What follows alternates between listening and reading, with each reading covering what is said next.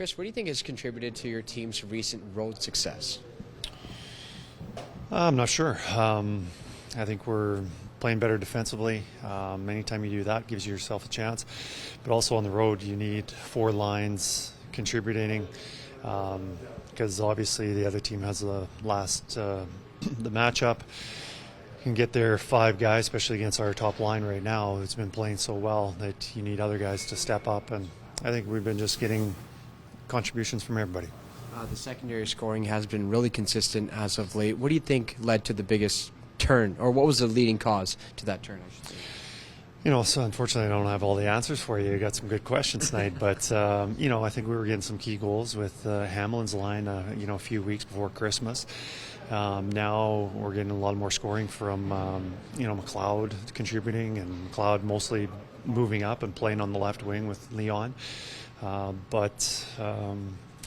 not sure exactly what the reason is, but certainly if you are going to have success in this league, you need contributions from everybody, and as good as our top line has been, and they have been outstanding, they can't be outstanding every single night. We need scoring from other lines, and right now we're getting it.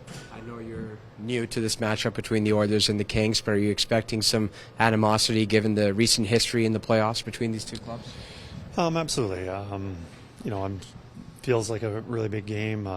The rivalry that they have going back to the playoffs, and you've got one team that's been having a really successful season, doing really well in the standings. Another team that's kind of building their game and, starting to move up, trying to get into the playoffs. So I don't know. I think it means a lot for both teams. Where does the strength lie in the Kings' game plan? Well, I think so many things. I think their power play, watching that, very dangerous. Two units that look really good, but especially that first unit. Talbot is playing really well for them.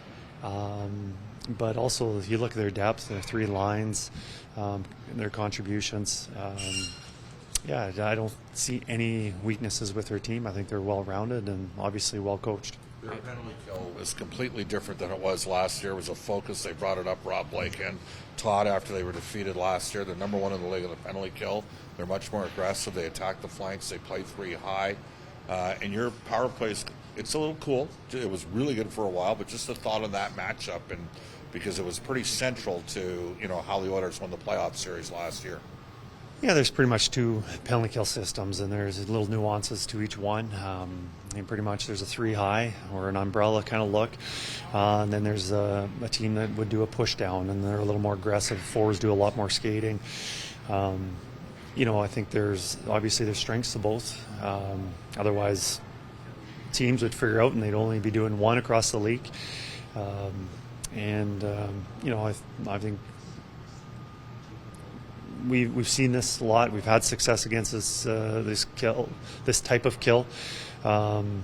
We have to make some adjustments, and we'll see how we do.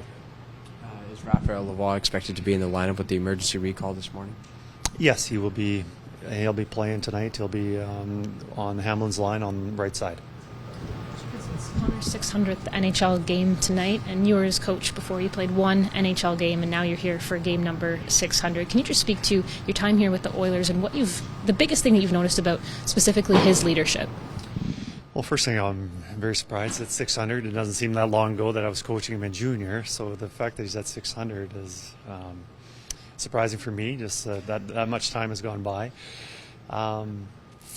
Obviously everyone sees him on the ice and what a tremendous athlete he is, and quite a competitor. And I think his leadership,